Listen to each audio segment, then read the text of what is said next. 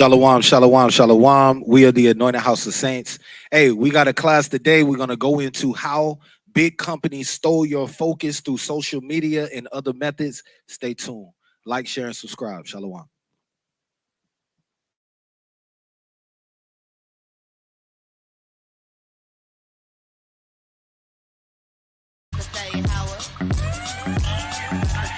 My water straight from the throne. We built the altar with the unhewn stones. Roam through the city, all we seeing is these bones. So my face like flint till I wake a couple souls. A prophet hated by his own, so the father sent his son to bring the tribes of Jacob home. Jumping through these traps, cause they trying to see us gone. But we walking through the fire just like Daniel and his bros. From every sheep to her zone, we stay inside the book because the book is all we own.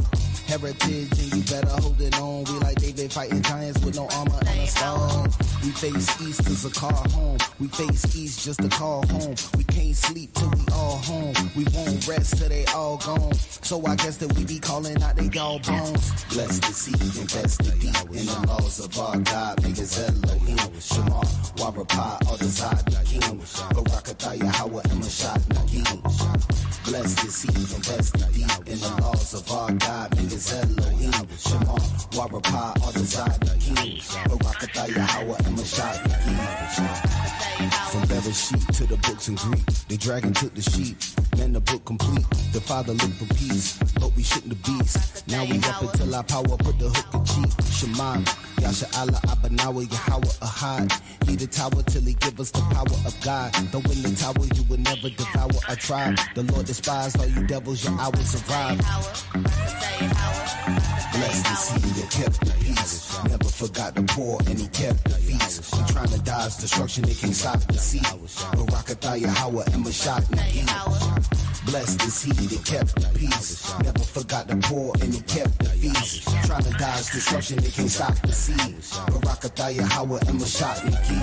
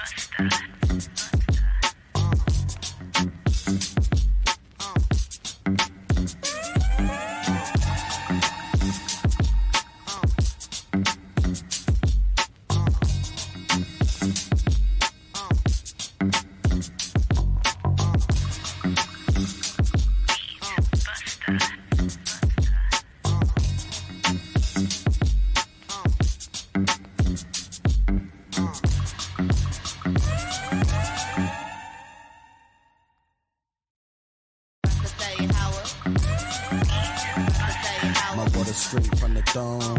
We built the altar with the unhewn stones. Khan, all praise to the Most High.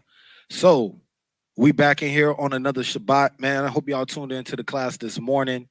We got another class now for the school, and we like to go live and just deal with some other topics. Today, we're talking about how they manipulated your focus through the use of social media, programming, and all this is a part of Psalm chapter 83. Right, all of this is a part of their crafty counsel. So let's start off by going over what is our mission as the nation of Israel. What is our mission? All right, so let's start there. Let's get Matthew 28 and verse 19. Con. It's the book of Matthew, chapter 28 and verse 19. Go ye therefore and teach all nations, baptizing them in the name of the Father and of the Son and of the Holy Ghost. Okay, so we are to teach all nations, right? Whether they agree with the judgments, whether they don't agree with the judgments, we are going to teach them what the Bible says. We're going to teach about the judgment of these other nations. We're going to teach about the salvation of the children of Israel. We're going to teach about all the things that the Bible tells us to teach about. Now, another thing we have to teach is Deuteronomy chapter 6 and verse 4, right? It's the book of Deuteronomy chapter 6 and verse 4. Hear, O Israel, the Lord our God is one Lord. And thou shalt love the Lord thy God with all thine heart, and with all thy soul, and with all thy might. And these words which I command thee this day shall be in thine heart. And thou shalt teach them diligently unto thy children, and shalt talk of them when thou sittest in thine house, and when thou walkest by the way, when thou liest down, and when thou risest up. Hey, this is another function of our teaching. So not only are we teaching all the nations, right? We're teaching our people, we're teaching other nations, but then we coming home and teaching. So this is the main mission of what we're supposed to be doing. But in this land that we live in, it's so easy to get distracted. So what we got to do is we got to regain our focus. We got to understand, why is it so hard to stay focused in this land, and why is it seeming like all the odds are stacked against me to where I can't stay focused and remember what I'm supposed to be teaching, the things I need to be putting time into, the initiatives I want to carry out in my community, right? So that's what we're going to talk about today. Before we get started, y'all know what to do. Like, share, subscribe to the video, to the channel. You know what I'm saying? We still pushing Civil Exchange. We still pushing the Urban Wealth Network. And we also pushing these community service events. Next weekend here in Greensboro, North Carolina, we're going to be doing community service event number 1 for the camp. So y'all support that in whatever way you want to. You can hit the Cash App, or you can come out and support, right? But allow us to make a stamp in this community, right? Help us make a stamp in this community. And new moon on Friday, right? So new moon on Friday afternoon, this coming Friday. Saturday, normal programming, and then we're gonna do the community service. All right, because it's good to do well on the Sabbath. All right, so all praise to the Most High. So I'm gonna go ahead and get started. So we're talking about focus, right? And this is a purposeful mission that they set forth to take your focus and to take control of your mind. I say this all the time. The people who design social media and design certain websites and design certain apps that we use every day, and we're going to go over this in detail, these people have purposely said, I want to be able to take this person's mind and hold it captive as long as possible. And we're going to read that to you, and we're going to show you so that you can start counteracting that as you go into your studies, as you go into teaching your family at home. All right, so let's get Philippians chapter 2 and verse 13. So the first question is, what is your passion? What is the passion that the Most High put in you? And why did he put that passion in you? He didn't put that passion in you so that you could just simply, oh yeah, I'm one of the best, you know what I'm saying, rappers in Israel. I'll just use a weird example. I'm one of the best rappers in Israel. He didn't give you that talent just so you could be the best. He gave you that talent to give it back to the kingdom, to give it back to the people, to edify the people, right? Are you using that talent and ability? Because that's why he gave it to you. Let's go ahead and get that. Whoever got it. You said. It's the book of Philippians chapter 2 and verse 13. For it is God which worketh in you, both to will and to do of his good pleasure. Hey, you see that? So it's the Most High who's working in you, and he's doing that so that you can work according to his good pleasure. He's not just giving you gifts and talents and abilities just to have them, right? If you're good at drawing, if you're good at gymnastics, whatever you're good at, if you're good at working with your hands, if you're good at computer science, or you know what I'm saying, you understand textiles and you can do fashion, whatever you're good at, we should be using that for the betterment of the kingdom, because the Most High put that in you for that reason, right? But I got a couple more verses, and we're gonna make a certain point here about focus. What happens is we get those talents and abilities, and we lose sight of why we have it, and then we start using those talents and abilities in something else that's not adding to the kingdom. Right? Y'all put 7s in the chat if y'all understand what we're talking about. Right? Let me get Ephesians 1 and 3 and read down to 6. It's the book of Ephesians chapter 1 and verse 3. Blessed be the God and Father of our Lord Hamashiach Yahushua, who have blessed us with all spiritual blessings in heavenly places in Christ, according as he hath chosen us in him before the foundations of the world. Now, don't it make sense that the Most High, if he chose you before the foundation of the world, don't it make sense that he already equipped your spirit with the type of drive and the type of passions that you need to have to get certain things done? If he created, the scripture says that he created certain people and called them prophets from the womb.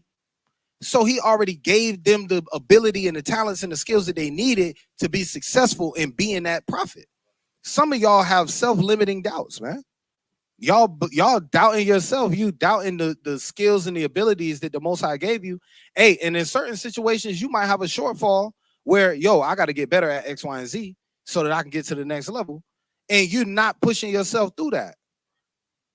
This is something that me and Judah talk about constantly. What is something that I can continue to add to this camp, to this organization, to the nation? And what steps do I need to take to get there? Right? Everybody should be thinking about this. This is where your focus comes in handy. If you can't focus on this, you're not going to be successful in whatever you're trying to do. Right? Keep going. I'm going to start it from verse 4 again. According as he have chosen us in him before the foundation of the world, that we should be holy and without blame before him in love, having predestinated us unto the adoption of children by Hamashiach Yahweh to himself, according to the good pleasure of his will, to the praise of the glory of his grace, wherein he have made us accepted in the beloved. Hey, so he created us before the foundation of the world and preordained that we was going to be a part of this body that we call the body of Christ. If he already said, I know you're going to be a part of the body, then surely the Most High knew what part of the body you're going to be a part of, and he knew what skill sets you needed to be successful. Right? A lot of the times it comes down to knowing where you fit into the body and making sure that you are fulfilling your role to the best of your ability. Are you the type of person that would just sit back and let Brother Tico take over everything and he got to run everything by himself and you got all these talents and abilities, you're not helping him out? Right? This goes with wives and children. It's not just the husband who is doing the work. It's not just the wives that's just sitting at home. Y'all have an integral part of the body. But you got to look at how you fit into the body and what you can do to add to the mission and to make it easier. That's what a helpmate is, and that's what being a pillar of rest is. Right? Let's keep going. I got another one here, and then we're going to slow down and start talking about the word focus. But let me get Matthew 26 and start at verse 24. Because, hey, let's just keep it real. Everybody wasn't predestined to good things. We talked about this at camp just now. Some people was predestined for bad things. Right? Let's get that. It's the book of Matthew, chapter 26, and verse 24. The Son of Man goeth as it is written of him.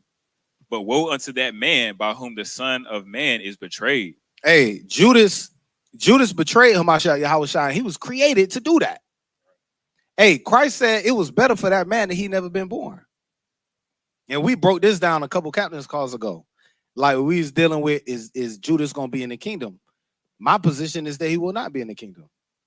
Right? Because his purpose on this earth was to be destroyed and was to be the one who betrayed Christ.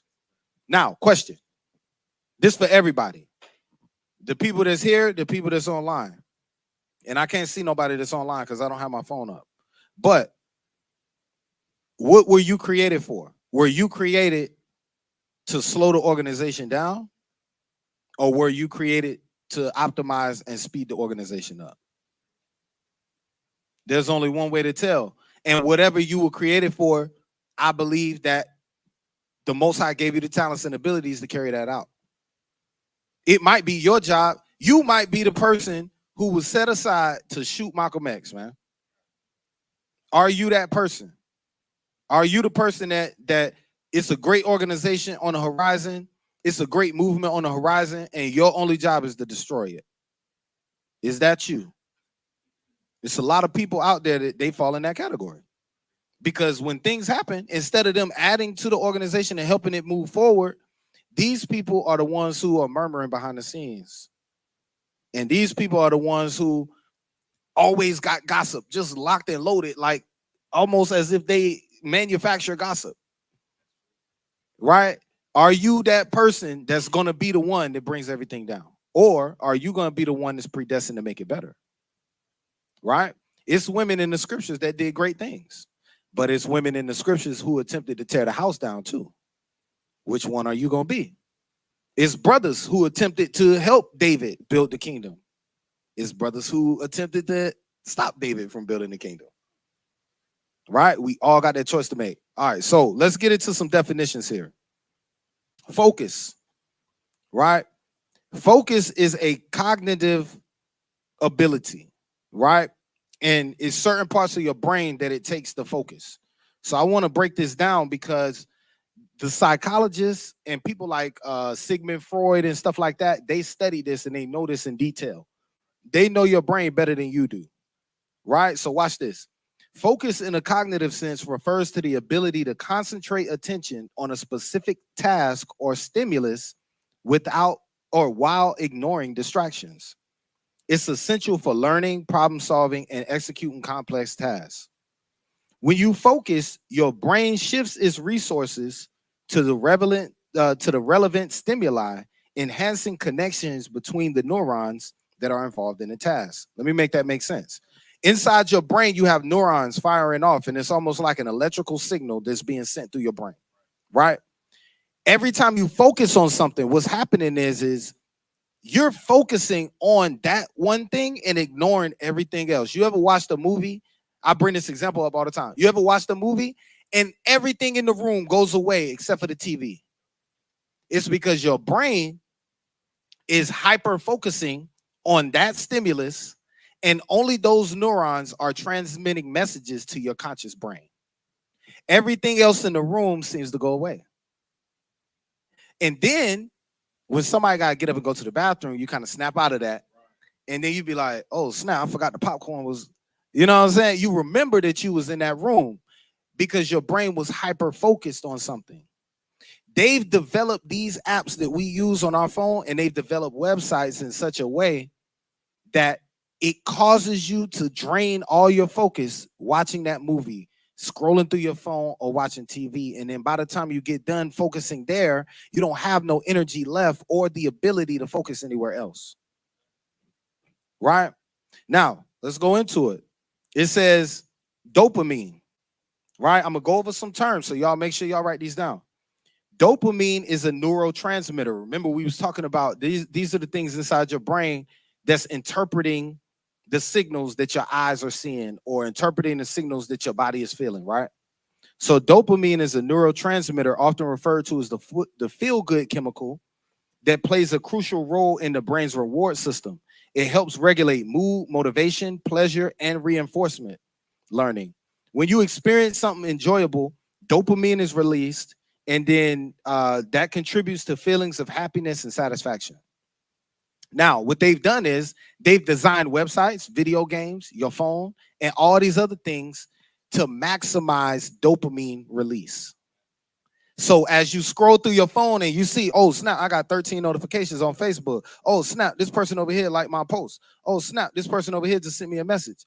All of those give you a dopamine release, and it's actually overloading your system. So when you get done and you go to do something normal that doesn't give you all of this stimulation, now that thing is boring. So now, if we talk about it all the time, kids these days get bored quick because they used to scrolling through that phone, man. And then you take them phones away and be like, yo, y'all go play in the room, figure out something to do. They sit in a room like this. Back in the day, we was creating games. We was making up games if we ain't had no game to play. Right? We'll go outside and be outside all day. No phone, no tablet, none of that. But it's because they are so used to having an overload of dopamine rushing through their brain that now anything less than that, it's almost like when you get high. They're chasing that high. They're chasing that dopamine high, right? Look at this. Social media can significantly affect dopamine levels in a few different ways. And I want y'all to think about how this goes into what we was talking about just now. Remember, the Most High gave you talents and abilities that are inside of you already, and you supposed to take your focus and pinpoint your focus towards those talents and abilities, towards building the kingdom, towards building your spiritual standing, towards building your organization. But you already drained because Netflix drained you. Facebook drained you already. YouTube drained you already. Instagram drained you. TikTok drained you already. Now, when it's time to sit down and focus on these scriptures, I'll do this for about 15 minutes, and I gotta find something else to do. Or you start reading and you fall asleep. But some people will say, well, this is just by chance. Well, we're gonna see. Because I got some quotes that show you this is not by chance. They know exactly what they're doing. But watch this. Social media can affect dopamine levels in a few ways. Instant gratification. So social media platforms provide immediate rewards like likes, comments, shares, and each interaction can trigger a dopamine release. Example, the other day we went live. We had over 500 people on the live. That's not common for us. It's exciting because it's like, oh man, good, the word getting out. You know what I'm saying? Just that little feeling, that's the dopamine release that we're talking about, right? Social comparison is another way that social media affects us. A lot of people are getting depressed these days over social media, man. Little teenage girls getting depressed because the boy they got a crush on didn't like their video or didn't respond to them the way they wanted to.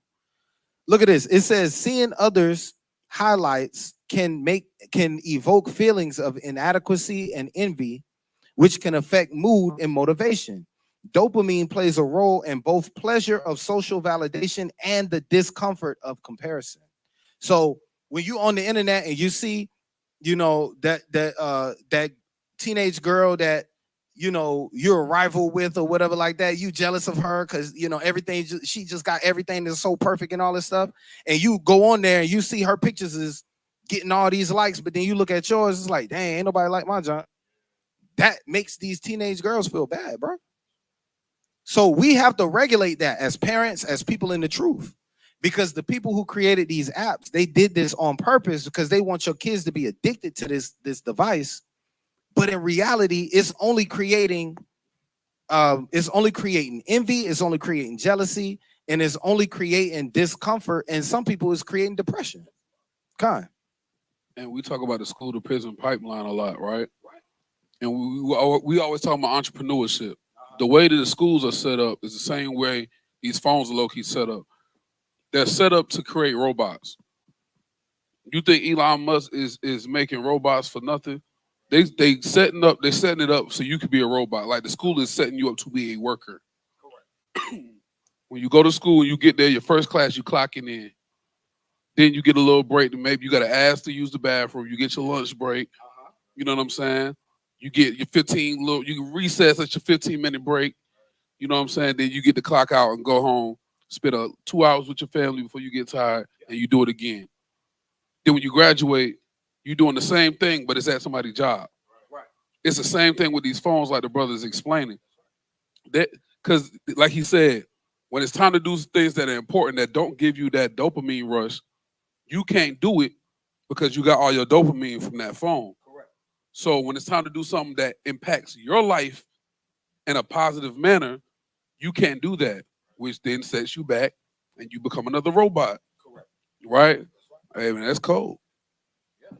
And we're going to read this verse to show you right in the mind state of where we're going with this whole lesson, right? Go ahead. This is the book of Psalms, chapter 83, starting at the top. Keep not thou silence, O God. Hold not thy peace, and be not still, O God. For lo, thine enemies make a tumult, and they that hate thee have lifted up their head.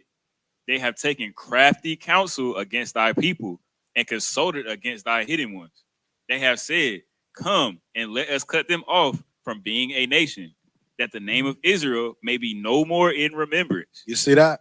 So the whole goal of this is that the children of Israel would be no more in remembrance. Now, how is that causing the children of Israel to be no more in remembrance? Because, hey, you now have less motivation to sit down and watch an hour breakdown video of Judah telling you how we the Israelites. You have less motivation to watch that because you used to scrolling on Instagram and seeing a funny video that make you laugh. And you see 5 or 10 of those, all your dopamine has been released. Now you ready to come over here to Judah video, and it's like, he ain't got to the point yet. You know what I'm saying? Because we in a world of instant gratification. Look, we when I used to play video games, it used to take 10 minutes for the system to come on, and then the credits got to come on, then all the little cutscenes got to. Now you cut the game on, within 2 minutes, you playing the game. There won't no music during the loading scene. Nah, it was the little Namco. You know what I'm saying? Like that's it, bro. We in a world now where you gotta entertain me while I'm waiting. Yeah, yeah. Like how y'all have time to do that? Right? We in a world now where you gotta entertain me while I'm waiting. So this is why we have to put up the music and the slideshow before the class start. Go ahead.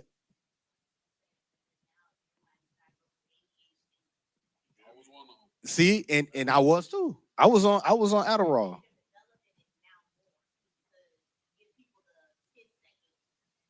Yeah. Say it again into the mic. I was saying that they develop a world where everybody He has ain't turn it on. ADHD. Yeah. Or whatever, quote unquote, because we're able to watch a 20-second video and get straight to the point. Correct. So yeah. You see that? Yeah. And when it takes many things that you're gonna learn in life is gonna take longer than 20 seconds for you to learn it. I'm sorry to break that news to you. There's gonna be a lot of stuff that take longer than 20 seconds for you to learn it. It's gonna be a lot of stuff that take longer than 60 seconds for you to learn it. You're gonna have to learn how to take back control of your focus. Right? Now watch this. This is another way that social media gets people. It's called FOMO, the fear of missing out. Right? You know about that? Go ahead, say something about it if you know something. I know, yeah, but a lot of like social media platforms and websites love doing that because like they'll have like the limited time stuff. Like it'll be limited time. You got to do. It's just a lot of stuff that websites do that I'm learning about. That like it releases dopamine and stuff like that, and that it gives them more clicks and more watches. So Correct. their website gets more views. Yeah, that's right. And they purposely, and we're gonna get into that, but they purposely design your whole experience. They call this the user experience, right? They design the entire experience on that website or on that application to maximize the amount of time that you spend on there. They don't care if all your dopamine is released and you don't have none left for the rest of the day or the rest of the night. They don't care. They just want you to be on their app as long as possible. Hey, so Lucky. Con. Hey, that fear of missing out is dangerous, man. Because it's like it even comes down to consumerism and like products that you buy and everything. Like, let's think about the PS5, right? I went the other day and I looked and see how much the PS5 is to go buy in the store. It's about like 300, 3 something. When it came out, how much was it? About 1,100. Yeah, it was like $800 to $1,100. That fear of missing out will have you spending almost $1,000 on a system that is now $300. Right. It's crazy. And the reason people hurry up and get it when it first came out is because of the fear of missing out. Because they knew that other people's gonna have something new and they don't want to miss out on that, right? Let him say what he's gonna say too. Let him say it first. Go ahead. I was gonna say the funny thing is that it's $300 now, and they haven't even come out with new one yet. They like it's a way lower price. They haven't even come out with the new one. Right. You could have just waited. Right. That's the point. Exactly. And also, that's why you have people standing in lines for hours just to get some new shoes that are gonna sell out in one day. Like right. So yeah. So because we was in the shoe game for a little bit, and I'm still thinking about doing it. But when a new Jordan release drop, it's gonna drop at $250, $300. If they come out with some new breads or the new ones or something like that, it's over. Right? $500 on the new release. But the resale is where the money is at. What people do is they buy all the new drops that come out because they know they only gonna drop about 300 or 400 pair online, and you gotta get it on the sneakers app. You buy it, then once you get it in your crib, you hold it for 2 weeks, and then you resell it double the price. The Cactus Jacks, when Travis Scott had the Cactus Jacks come out, them Jones was at $1,000 on the resale. Right?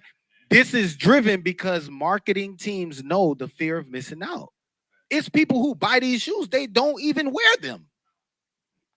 Hey, and you know what? The social media craze too.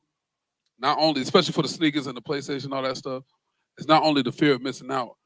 Is the dopamine release of being able to say, "I got it first. Look what I got." And black folks, especially, suffer from that the most. You see how easy we are to manipulate, right? So I'm giving you all these terms, and we're gonna get back into scripture here in a second. But I'm giving you all these terms to show you that this is crafty counsel. And even if, like, let's say the owners of Nike and the owners of Netflix and the owners of, I ain't even gonna say Netflix because I got something on Netflix, but the owners of Nike and the owners of Facebook, let's say that they didn't do this on purpose. On purpose, they stealing all your time. On purpose, they're stealing your control of your focus. And on purpose, they are saying, we don't care what this does to you on a psychological level, because the dopamine release has been too great for a small child to overcome. We don't care. We trying to make money. So at the very least, they got to be charged with that. Now watch this. This is YouTube's algorithm. So I put this into Google. Now Google owns YouTube, and Google has a AI assistant that pulls information from across the web, and they give you answers. So I typed this into Google. I said, is YouTube's algorithm designed to make videos more engaging and addictive? And it said yes. Watch this. It says it recommends videos based on preferences. So it finds your personal preferences on your user profile, and it resuggests more of those things to you to make you binge watch their videos. Another thing it does is it releases dopamine. This is what Google came back and said. YouTube offers a constant stream of videos that cater to users' interests, which releases dopamine in the brain. Dopamine is a neurotransmitter that creates a pleasurable sensation. It reinforces what users like. YouTube's algorithms reinforce what you already like or believe. This goes back into cognitive dissonance. If you believe that the Bible is teaching that everybody can be saved, you're going to get a bunch of them videos. If you love the Israelites and you watch all the camp videos you can find, it's gonna give you more camp videos, right? Look at this. It rewards controversial videos, and it also has an autoplay feature. So if you just let YouTube play, it'll play other videos that, like if you go to music, we do this all the time. We go to a music song, and it'll play other songs that I've played after that song, almost as if I created that playlist, but I never created the playlist. It'll create an auto playlist for you. Because their idea is, let me give you more of what you want, and that'll keep you hooked. Right? Hold on real quick. Yeah, go ahead. That was the end of that point. I was saying was that it's so crazy that basically both sides get the dopamine. Like in YouTube, like the people who create the videos, they get the likes and the shares and the subscribes, and they get the dopamine to keep, and they get the money to keep putting the videos up there. And then the viewers, they watch the videos, and oh my God, my favorite streamer my favorite YouTuber just came out with the new video. Right. And so you like the video and all that stuff. So it just keeps putting dopamine back to everybody else, and it never stops. That's a perfect system they created. Right. They got you hooked making the video, and they got them hooked watching it. Which one is worse? I'm gonna go ahead and say it. The one that is worse is the one that's receiving, because you're wasting all of your time. At least one of them is getting something out of you. You know what I'm saying? You're wasting all these watching hours, watching people do whatever it is that they doing, and the person who's got the video for you, they're making the money. You're getting a dopamine release only. That's stupid. That's dumb. I'm gonna speak to that too, because he brought up a good point where he was saying that this is similar to, like, people who get high on a regular basis, who smoke weed like every day. Yo, you late on your rent, right? You ain't got no money. You ain't got nothing going for yourself, but you sit up in the house and smoke all day, and people be satisfied with that because what? It's give you that dopamine, and you feel good. You know what I'm saying? It'll make you think everything is okay. But it's the same thing with these videos. Same thing with social media. You know what I'm saying? You could be going through the worst point in your life. You know what I'm saying? Your whole life could be falling apart. All you gotta do is turn on some Netflix or a YouTube video. It'll take your mind completely off of it. You'll forget about it. Right. And that, that's the reason why a lot of people be, messed up in the responsibility department. You know what I'm saying? Because they be so locked in on these things that convince them that everything is good in their mind, but really it's not. Hey, and this the reason we going into this is I perceive that a lot of our people have lost focus. We've lost focus on what the original mission was. We talk about this all the time. We first started this camp, brothers was on fire. All across the country, everybody was on fire, right? You need a verse of the day? Cool. Got that. You know what I'm saying? Oh, you need somebody to be on that class? Cool. Got that. Oh, y'all going to the Passover? Cool. I'm gonna be there. Everybody felt like that. Now we starting to get complacent and brothers have lost focus, right? And we have to blame these things, but we also have to blame ourselves, right? We got to blame you. You got to blame me. The people who are in control of the amount of energy and the amount of focus that we give to these other things. I'm telling you right now, I love movies. I am a movie person. I will sit down and watch a movie and pause the movie and be like, "Oh, I like how they used the wide shot right there." That's how I watch movies. Right? I watch movies like that, and then I'll go back and watch it and find the Easter eggs. So like, that's the type of stuff that I enjoy, but I have to recognize that it's a waste of time. If I'm doing that at the expense of being outside and we doing something in this community, what am I doing, bro? All for some dopamine, right? I'm doing all that for some dopamine. All right, so let's get into some of these people. We're gonna show y'all the history of some of these people that outline the advertising system in America. Everybody on this class needs to know every one of these names, and y'all gonna be shocked by some of these names. All right, let's go. David, number one is in addictive advertising is David Ogilvy.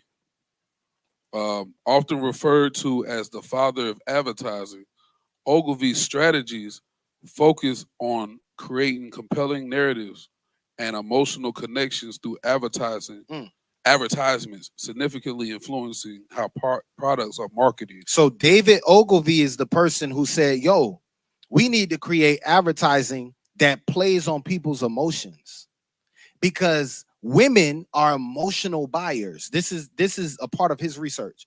Women are emotional buyers. Women are the ones that we're going to market as the ones who go shopping, right? And then we're going to play to their emotions. You really want this purse because, you know, this purse says this about you. Or diamonds are a woman's best friend. Notice how the information that they're saying is playing on your emotions. It's not your husband. It's not your dang old husband now. It's the women. And then it's the diamonds.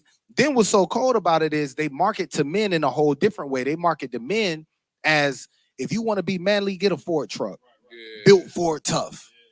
For us, it's about that masculinity. That masculinity and being able to grasp that masculinity. Children is about being fun. They will show you a toy that don't do nothing. But in the commercial, that toy can fly, the toy can damn talk, the toy can One toy that just came to my mind is that fushigi, that little metal ball. You remember when they used to have the ball? They used to be doing this right here. Yeah. They used to be doing this with their hand. Yo, it ain't nothing. It's just a ball. But they had you over there thinking that you had telekinesis ability and was able to levitate. They're like, bro, you can't do that. Hey, look, the fidget spinner. I thought that was the dumbest thing, bro. And how many people had fidget spinner? All my kids probably had one. The little pop-it toys. Hey. Yeah, they did. So they made it because of, I'm gonna have to look into that. Yeah, they did. I'm gonna have to look into that. People was buying them joints for 1 cent on Alibaba and bought 1,000 of them was on a corner. And reselling. And you know, I'm gonna let you facts, $10, $20 for sure. But you know, I'm gonna tell y'all, because none of y'all know about this toy. You probably do. I missed out on that train. Yo, the dumbest toy that did exactly what you said, that did nothing, but they made it seem like it could fly, was Buzz Lightyear. I was mad as hell. They even depicted that in the movie. Yeah, I bought that. My mama bought me one of them. I tried to throw it. That was the end of Buzz. I'm telling you, bro, you be buying these toys and you buy these things because they play to your emotions, right? Imagine all the stuff that we bought that because we thought once we got this, it was going to solve the problem. Your car. Right? Go ahead. Oh, no, I was just saying that those are like touch sensory toys. Like those are another form of stimulate. Exactly. Stimulation. Because everything comes down to, if I can make you feel good, you'll buy it anyway. It don't matter if it actually adds value to your life. Go ahead. So I saw a video on YouTube. It was talking about what's the word? It was like they looked into the research on fidget spinners. So they said they were going viral like a few years ago. But the only reason why you don't really see them anymore is because they were usually bought by middle-aged people buying them for their kids or their grandchildren. So when people started being on their phones a lot, they didn't really think it was that important, so they stopped using it. I was wondering why I ain't seen them no more. What's that? He said that basically they bought them for their middle-aged people was buying them for their children, and grandparents was buying them for their grandkids. And now that I'm thinking about it, during the fidget spinner craze, I was coaching kids in baseball. Them kids was like 11. They're driving now, so it's over. So it was like a trend. If you didn't hop on that train, it's over. Like if you wanted to sell them, if you bought a whole bunch of fidget spinners now, nobody's buying it. Yeah, you just got it. You just got a whole empty. That's crazy. But see, that goes into the genius of these marketing companies, and this is why look up the prices to advertise on CBS or during the Super Bowl. Just look it up, right? These people are paying billions of dollars a year just to get a 30-second spot on the Super Bowl. Kanye West is a genius. I say this all the time. He did an ad for the Super Bowl, and the whole ad, he didn't even plug his company. Or he plugged it, but he was just like, I spent so much money on advertising that now I only got a couple of seconds to sell y'all my shoes. So basically, go to my website. And that was the end of the commercial. But he had a spike in sales just because he got in front of that many people, right? So we're saying all this to say that there's some real science and there's some real information behind this. Let's keep going. It's a couple more people y'all got to know about, and y'all got to understand how they stole your attention.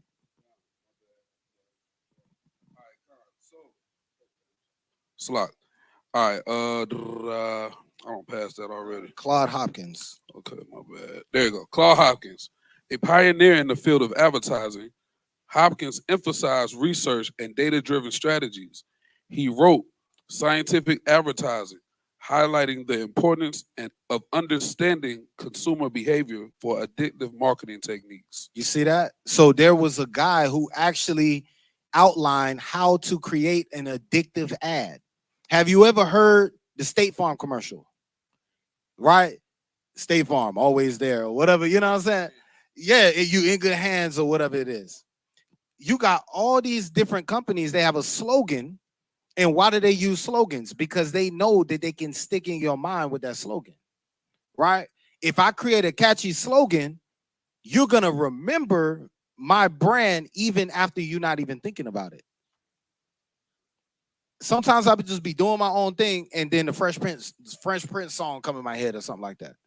It brings you, because it's such a catchy song, it brings you back to one of your favorite episodes because your brain is funny like that. So they know that, so they created advertising campaigns on purpose to do that. But they're using this power for evil. They're using this power to get as much money from you as they can, to promote sex, to promote drugs, to promote interracial marriages, to promote whatever they want to promote. That's what they're using this power for. They're not using this power to make the world a better place, man. So if you read your Bible, or if you're not reading your Bible, and you think that, hey, the world's going to be a better place, all we got to do is just keep hugging these white people and forgiving them every time they shoot us, you got another thing coming, man. They are not using these powers for good. We're gonna keep going real quick because I got another person that we have to get into, and this is really where the rabbit hole begins, right? So Edward Bernays.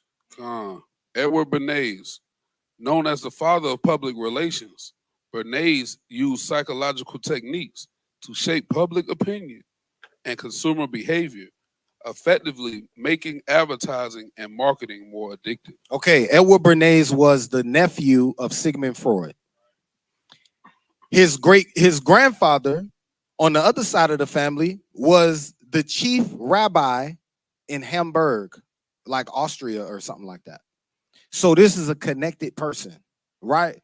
But Sigmund Freud is who they call the doctor of modern psychology. He's like the father of modern psychology. Now, I want to show y'all something. This is the book right here. This book is called Propaganda. It's by Edward Bernays. Everybody got to buy this book.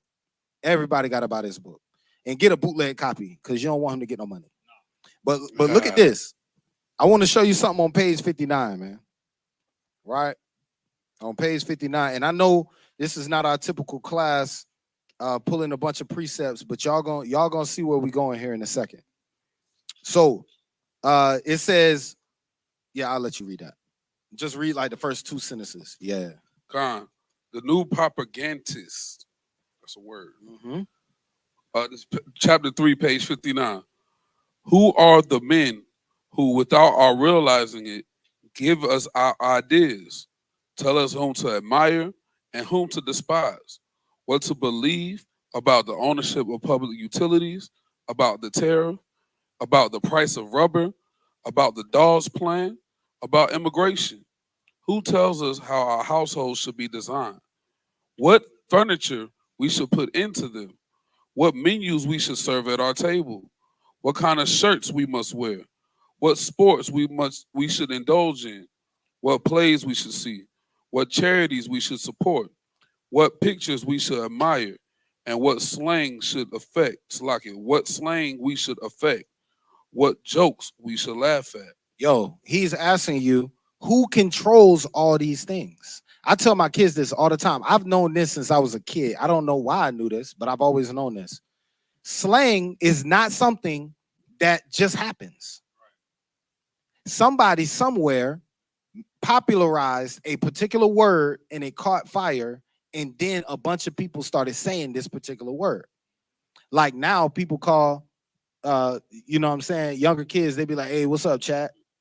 That right there is a slang term that somebody created somewhere. But you know what's funny? We never know who created it. We just use it.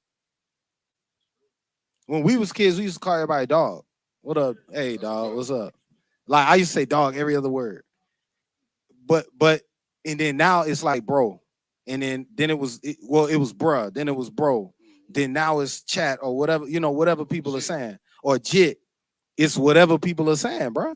But who's creating these terms? He's breaking this down to you and showing you that trends don't just happen on accident. So, example of this, Run DMC back in the 80s. Run DMC, they popularized what shoe? Adidas. They had a song called My Adidas. Did you know that back then Adidas was the hip hop shoe? This is before Jordan. Adidas was the hip hop shoe. But then somewhere along the line in the 90s, Nike took over. Nike has been a hip hop shoe since then. And Air Force Ones and the Jordans. They controlled it. We think we in control, but really these corporations are in control of our thoughts, man. They have stole your focus.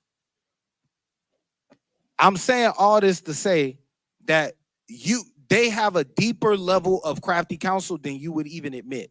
And this is even inside the Israelite community, right? Watch this. This is the Dawes Plan. And the only reason we read in this is because he just mentioned it in his book. Edward Bernays just mentioned it. This is the Dawes Plan. The Dawes Plan was a set of recommendations created in 1924 to help Germany pay reparations to the Allies after World War I. Now, remember we always talk about getting reparations and 40 acres and a mule? The Dawes Plan was the plan that Germany was going to pay reconciliation to all the people that they did dirty during the war. Right. Right, keep going. So what they tried to do was, what the plan was supposed to do was reduce reparations. So Germany's annual reparation payment would be reduced to 50 million marks for 5 years, then increase to 125 million marks per year. Right now, why are we bringing that up? We're not even gonna go no further on that. Why are we bringing that up? We bringing that up to show you that Edward Bernays is telling you that even world governments use propaganda to make you think what they want you to think. This is why I was going into, and this brings me to my next point. But this is why I was going into. I just lost my train of thought. Oh yeah, governments. This is why we're going into what Edward Bernays is saying, because Edward Bernays is saying that, yo, they control who you vote for, who you think is a candidate. And that's what's going on right now. A lot of y'all are suiting up and getting ready to go vote for Kamala Harris, right? But the thing is this, they gave you that option. This was always their play. They always wanted you to vote for Kamala, and she's never been black. When she was sworn in as a governor of California, she didn't even run as a black candidate. She ran as an Indian candidate. Now all of a sudden she black. And all they have to do is get on all these news stations and tell you that she black a million times, and you're gonna believe it. Right? Go ahead.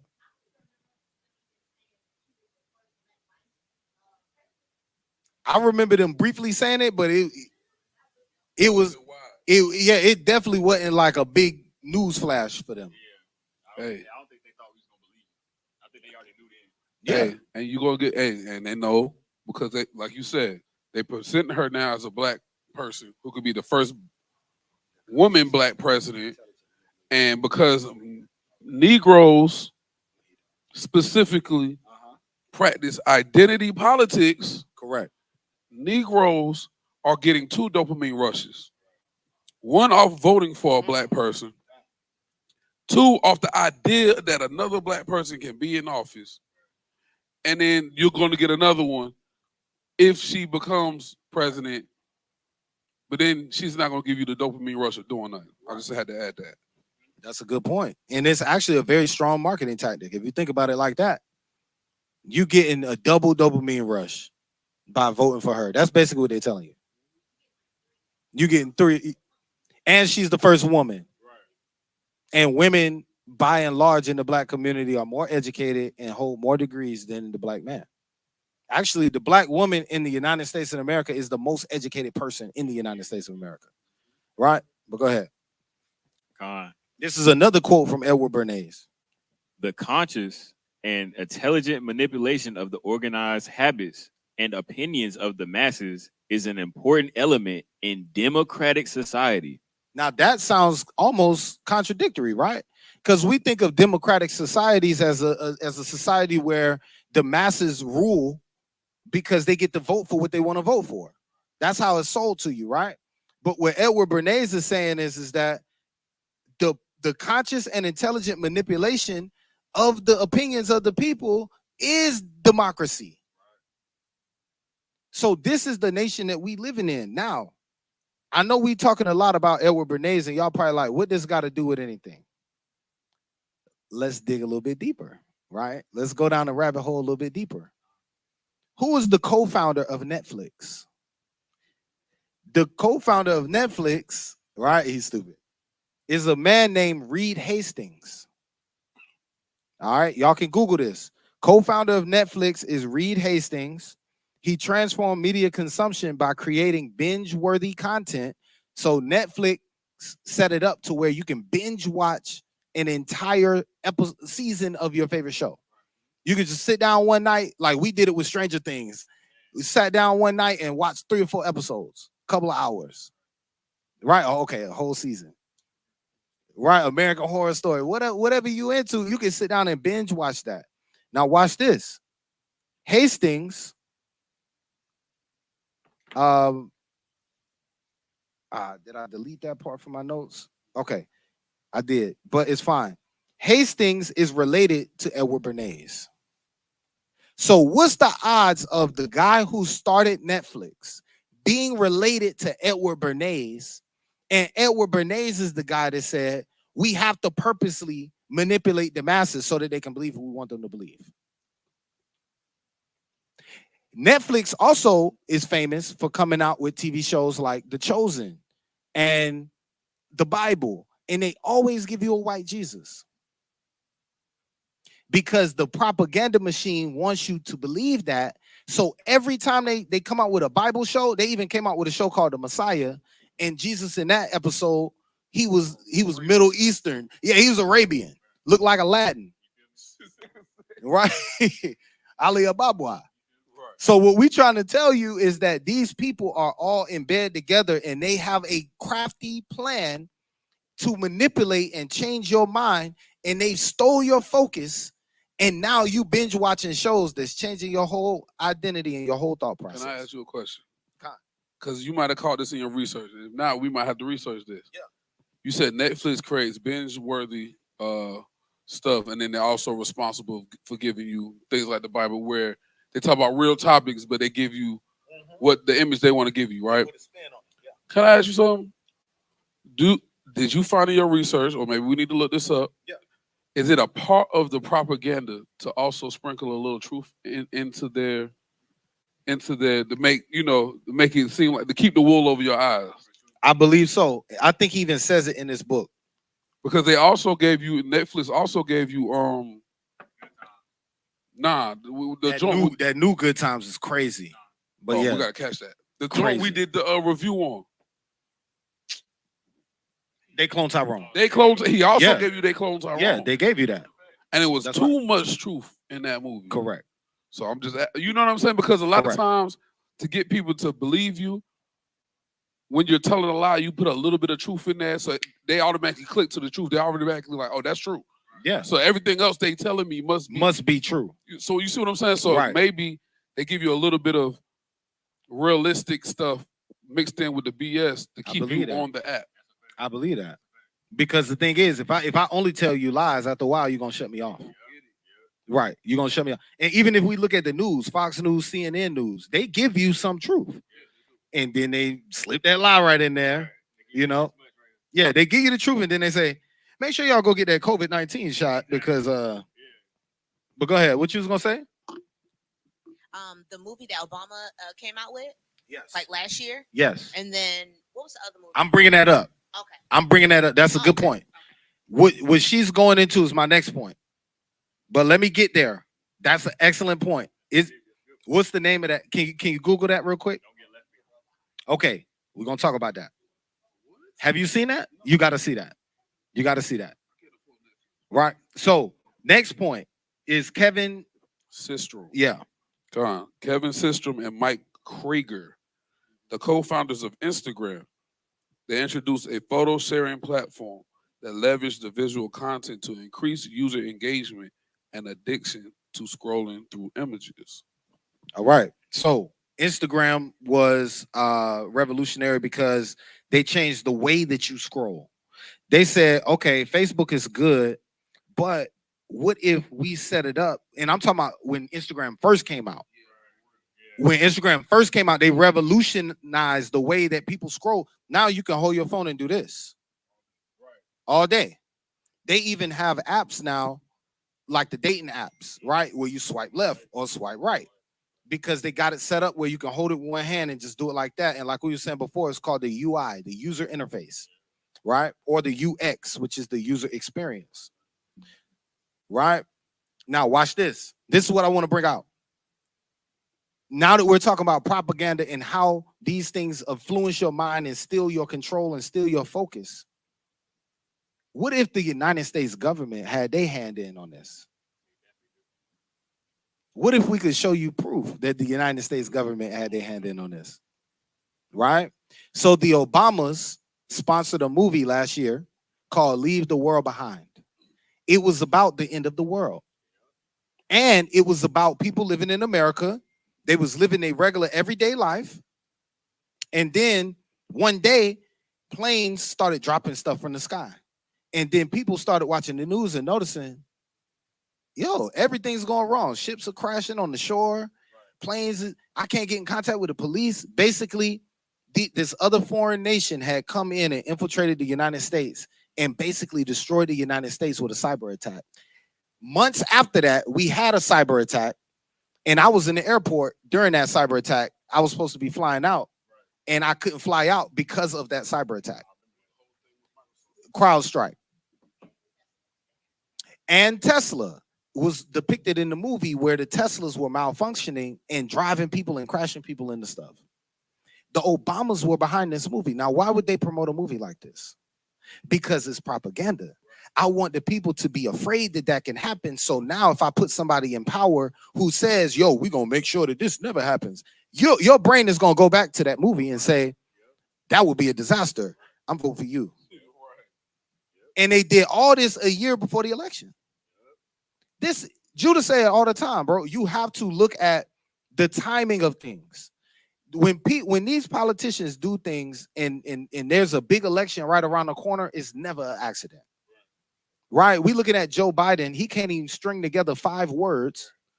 Kamala Harris was on stage the other day. The dude from CNN, what's his name? Anderson Pack or I know what you're talking about. Anderson, yeah, you know what I'm talking about. Yeah, the dude with the white hair. The white dude with the white hair, right? The gay dude. Oh, wait, Anderson Paak. They gonna cut that. But yeah, Anderson Pack, man, whatever his name is. This dude was on CNN asking Kamala Harris questions. She couldn't even answer him. They was like, "Yo, give me one example of that." And she was like, "Well, you know, black people." I was a middle-aged kid. Yeah, yeah, back in the 30s, it's like, give me an example of what you talking about, right? But then, are people still gonna lean on that and vote for her, bro? But these people clearly are incompetent. If my job asked me, "Yo, I need you to give a report," and I didn't have no answers, somebody would pull me to the side and be like, "What in the world was that?" But the president can do that. Joe Biden can fall asleep on stage, right? Fall up the stair. How you can do that? This man defies gravity. So anyway, the point of all of that is that the United States government has a stake in on controlling your mind and changing your thoughts. Right? Watch this.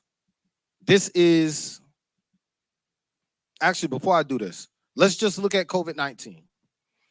During COVID-19, a bunch of movies came out scaring the masses into believing that COVID-19 was worse than it was. It was a bunch of people that was on the news being calling people anti-vaxxers and saying, "Yo, if you're an anti-vaxxer, you're crazy." And people lost their jobs over that. Even today, if you mention COVID-19 at the bottom of your YouTube video, the little COVID-19 little banner pops up. Check this video tomorrow. Check it tomorrow and see if it don't pop up. Why COVID-19, it's gonna pop up. Right? So what's so cold about this is the government is the one that's enforcing this type of behavior from YouTube. They're putting pressure on YouTube and saying, "Yo, you can't let people spread misinformation about COVID-19. So at the bottom of your video, if you want your video to stay up, put this disclaimer at the bottom. They do the same thing with the Holocaust. If we talk about the Holocaust at length, the same thing will pop up at the bottom of this video. They will say, "Beware of misinformation, boom, boom, boom, boom, boom. The Holocaust is X, Y, and Z." But they can tell you that you're not an Israelite. And nobody, because we don't have anybody in place to influence YouTube to put that type of disclaimer under videos that talk about us. And it don't matter how much proof we got. What you got? You look like your wheels are spinning.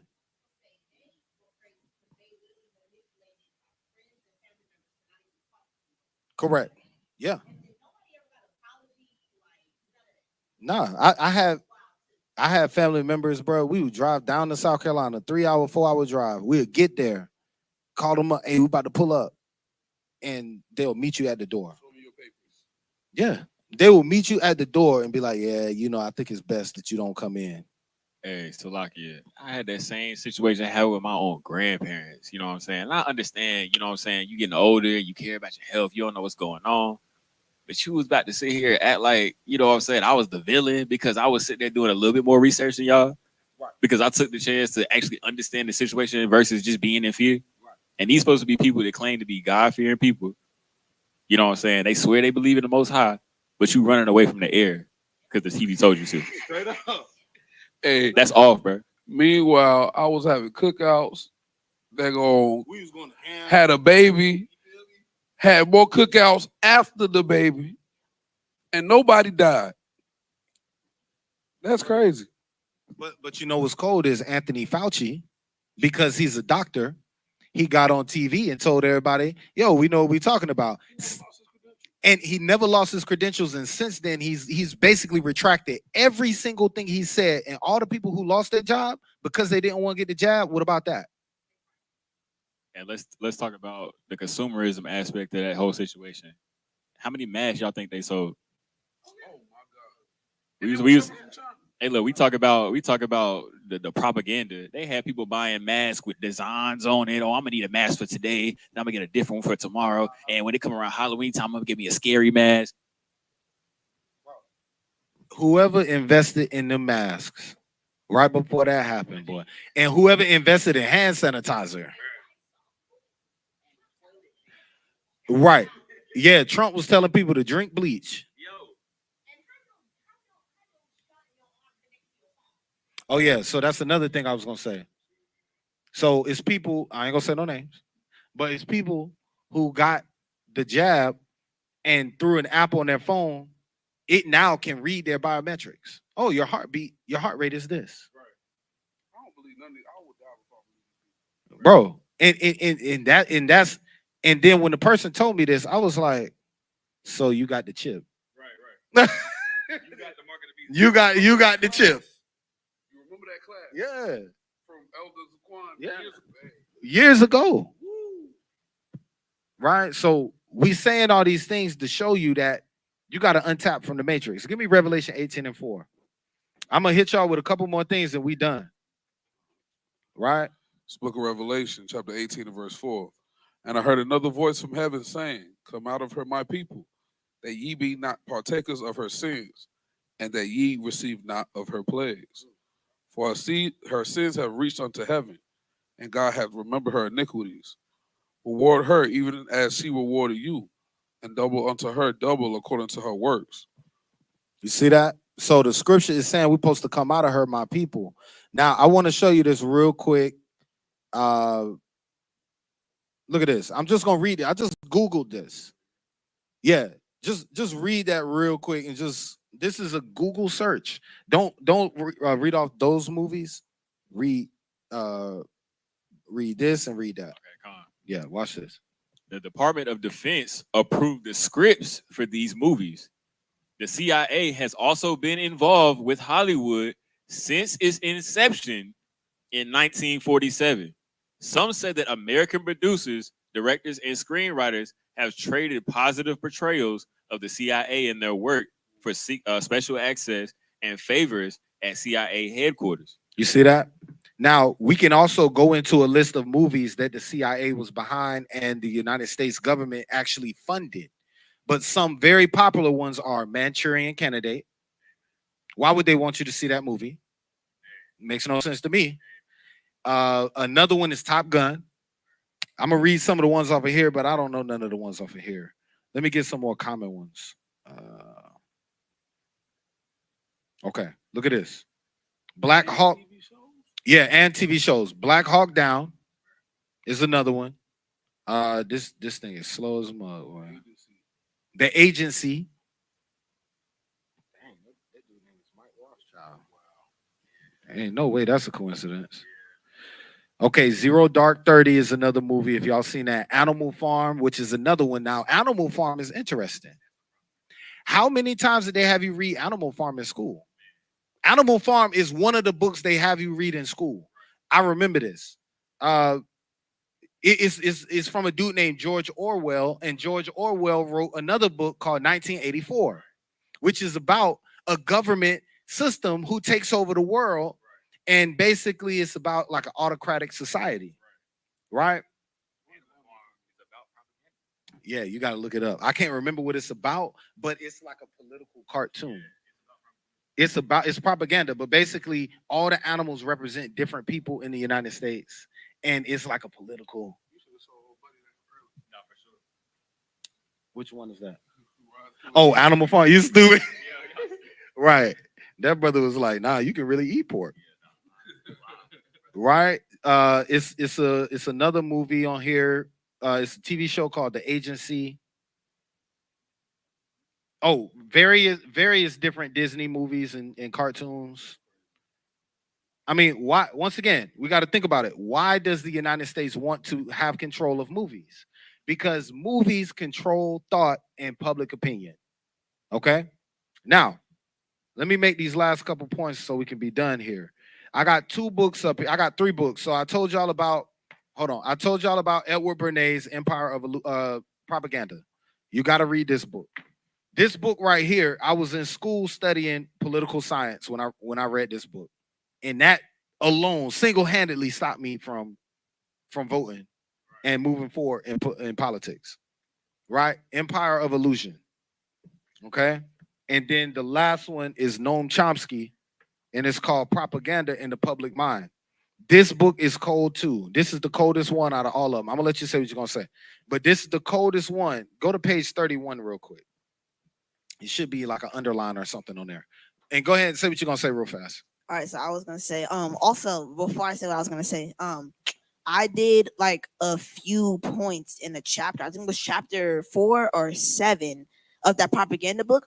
I did like a summary of all the stuff, and it was very good. It's a lot of details and stuff, but it was good though. But I was gonna say about that, like they do it in TV shows too. So basically, there's an episode on SpongeBob when their new season it came out, and that's like they have like lives and stuff all the time. So the show was like getting really popular. Like it's already popular, but it was like more than usual. Yeah. So they came out with the episode where they were quarantined in the Krusty Krab because there was a virus in the area that they were in. So they had to wear a mask and everything inside of the Krusty Krab. But see, that's what they do, and they call that predictive programming. The Simpsons have been called out multiple times. The Simpsons is a groundbreaking cartoon that adults were watching in the 90s, right? And then we start going back and looking at old videos. It's like, damn, the Simpsons been telling us all this stuff the whole time. If we find out that the Simpsons was sponsored by the United States government, that is up at that point. Because now we're gonna know y'all probably had something to do with Kobe Bryant. Y'all probably had something to do with them, all these different things that y'all predicted. Prince. This is book 31 in what's this called? Propaganda. Propaganda and the Public Mind. This is the page 31. It says, as soon as anything's given with near unanimity, it should be a signal. Anytime you see anything happen, and I'm gonna say this and I'm gonna let this sit. Anytime you see anything happen in the media and everybody agrees, that should be a problem. Everybody can't agree on Obama, everybody can't agree on Trump, but everybody agrees on Diddy. Everybody agrees on COVID-19. Everybody agrees on Palestine. Everybody agrees on the small hats. Anytime, Noam Chomsky said this, and this is so cold, because what he's saying is that if you keep reading, matter of fact, keep reading. Just keep reading the next sentence. Watch this. Nothing is that clear in the world. You see that? Nothing in the world is that clear where everybody gonna agree. I can show a brother a Bible verse where Peter said you can't eat pork, and the brother will debate me for an hour and a half. But you want to tell me that everybody can agree that the Holocaust happened the way it happened? And that was years. I was about to say, 100 years ago. That was damn near 100 years ago. Correct. And y'all got to see that. We keep telling y'all about these movies. Y'all slipping. Right. Y'all slipping. We're going to put a list of movies up because y'all slipping. But that's the point of what I'm saying is that anything that's told to you and you supposed to believe it, and every Fox reporting it the same way, CNN reporting it the same way, right. Trump and Kamala will come together to fight against Diddy. No, I ain't falling for that. Ain't no way. Right? And I'm not saying the brother didn't do what he allegedly did. I'm saying I don't trust it whenever the media comes together and agrees about anything. They did the same thing with Kanye. Right. Everybody in the media came together to bring this brother Kanye down. But when Jeffrey Epstein happened, when the Hernandez brothers, right, y'all seen the Netflix special? The Menendez or whatever their name is, when them brothers killed their family, now they got a Netflix series trying to tell you that, they was abused and maybe it's not as bad as it was. They killed their parents. Why are you trying to convince me it's not as bad as it was? Right? So they have control of your mind. They have control of your focus. And I'm going to finish up with this. They got us focusing and meditating on everything except for what the Most High told us to meditate on. Give me Joshua 1:8. We're going to finish this out, and you give me Psalms 1 and 2.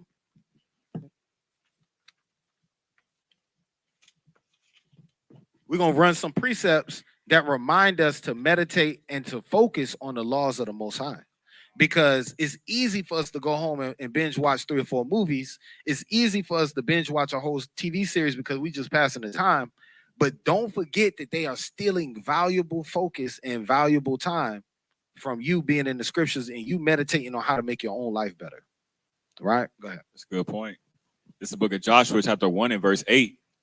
This book of the law shall not depart out of thy mouth, but thou shalt meditate therein day and night, that thou mayest observe to do according to all that is written therein. For then thou shalt make thy way prosperous, and then thou shalt have good success. Con, let's keep going. Let's get that Psalms 1 and 2. This is the book of Psalms, chapter 1 and verse 2. But his delight is in the law of the Lord, and in his law doth he meditate day and night. And he shall be like a tree planted by the rivers of water, that bringeth forth his fruit in his season. His leaf shall not wither, and whatsoever he doeth shall prosper. All right, and let's get that Psalms 119. This is the book of Psalms, chapter 119 and verse 15. I will meditate in thy precepts and have respect unto thy ways. I will delight myself in thy statutes. I will not forget thy word. Hey, so listen, all of this is being said because they have stolen your focus, but you can get it back. You just have to go back to your scriptures, go back to your first love, go back to that passion that had your fire burning. Like we said at Tabernacles, relight that flame, right? And don't allow Esau to get you with his bag of tricks. All right, and let's get that Matthew 13 real quick. This is the book of Matthew, chapter 13, starting at verse 3. And he spake many things unto them in parables, saying, Behold, a sower went forth to sow. And when he sowed, some seeds fell by the wayside, and the fowls came and devoured them up. Those fowls right now in this metaphor, I'm gonna let you say what you're gonna say, but hold on. Those fowls in this metaphor is your social media. That's your video games. That's your Netflix movies, right? Go ahead. Some fell upon stony places, but they had not much earth, and forthwith they sprung up, because they had no deftness, because they had no deftness of earth. And when the sun was up, they were scorched, because they had no root, they withered away. And some fell among thorns, and the thorns sprung up and choked them. But the other fell into good ground and brought forth fruit, some 100-fold, some 60-fold, some 30-fold. That good fruit is you bringing forth the skills, talents, and abilities that the Most High put in your spirit and making sure that you make positive and lasting change in your community, making lasting change in your organization and amongst the brothers who labor with you and the sisters who labor with you, right? Keep going. Verse 9, he who have ears to hear, let him hear. Just the point. And the disciples came and said unto him, Why speakest thou to them in parables? He answered and said unto them, Because it is given unto you to know the mysteries of the kingdom of heaven, but to them it is not given. For whosoever hath, to him shall be given, and he shall have more abundance. But whosoever have not, from him shall be taken away, even that he had. Therefore speak I to them in parables, because they sing not, and hearing they heard not. And hearing they hear not, neither do they understand. And in them is fulfilled by the prophecy of Isaiah, which said, By hearing ye shall hear, and shall not understand, and seeing ye shall see, and shall not perceive. You see that? So we're going to stop right there. We don't want to fulfill that prophecy where we can see the things that need to be done, and we can see the skills that we have, and we can see all the opportunities that we have to make our community, make our organization, make our families better. But we sit back because all of our energy and all of our focus has been given to the people who have craftily counseled a way to steal that focus from us. Right? So all praise to the Most High. We love y'all. Y'all know what to do. We got that. Oh yeah. Give me Daniel 7 and 18. Hey, hold on real quick. Before we do that, what's the date? Let's get the date real quick. It was next week, eh? Yeah. All right, so next week, once again, November 1st, New moon at the school. If you are in North Carolina, bring your behind to Greensboro, to the school, and celebrate the new moon. Let's start keeping the new moon like we're supposed to. We are in the season, as far as we are concerned, of eliminating excuses. There low-key be no excuse why you can't keep these feast days. People just make them and get comfortable with them, and then that just be that. No more excuses. Come to the feast. New moon. Don't come empty-handed either. Bring some. All right? That's November 1st. We'll start that at, what you say, 7? We'll start that at 7. I'll say 7:30, but we're going to make a flyer. We just got to talk amongst the brothers and just see when is a good time because people be working and stuff. November 2nd, the brother Captain Aharon will be in town from Atlanta. He is going to teach a class live from the school, Sabbath morning brew. All right, we're going to go, and then we're not going to have a second class, I don't believe, because we're going to go out and do community service. If you want to help us with the community service, but you cannot physically be here, hit us up on Cash App, $AHOS School. In the memo, write what you're putting that there for, because some people donate for the school to help the school stay open. Some people might be donating for other things. Put for community service. We'll make sure those funds are used for the community service. We're going to get out into the community, put some flyers out, and feed some of the people who come over so they know what we're about, know our doors are open, so we can start teaching the people indoors as well as outdoors. They can know we got a positive force in the community. Stop sitting on your hands doing nothing. Help us do what we're doing. All right? Many hands make the work a little bit lighter. We need your help. Stop being comfortable doing nothing. A lot of people are comfortable doing nothing, just knowing I'm an Israelite and that's all it takes. Don't help do nothing. Stop being comfortable with that and help us. November 1st, new moon. November 2nd, 11 a.m., we'll be here for Sabbath morning brew, and then we're going to get out in this community. If you can't be here, donate in some way, shape, or form. Help us do what we're going to do. Con. Hey, get y'all's focus back, man. Like the brother said. But I'm gonna end it off with Daniel 7:18. But the saints of the Most High shall take the kingdom and possess the kingdom forever, even forever and ever. Shalom, y'all. Ba'ashem, Hamashiach, Yahushua, Shalom. Shalom.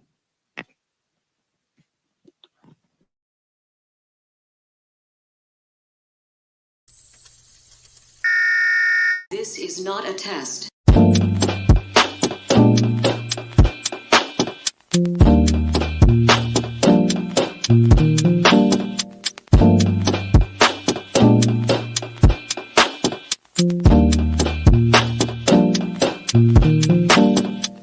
Black skin, black sauce, black Jesus, black music, black skin, black sauce, black Jesus, black music, black skin, black sauce, black Jesus, black music, black skin, black sauce, black Jesus, black music, black music, black music, black music, black music, black music, black music.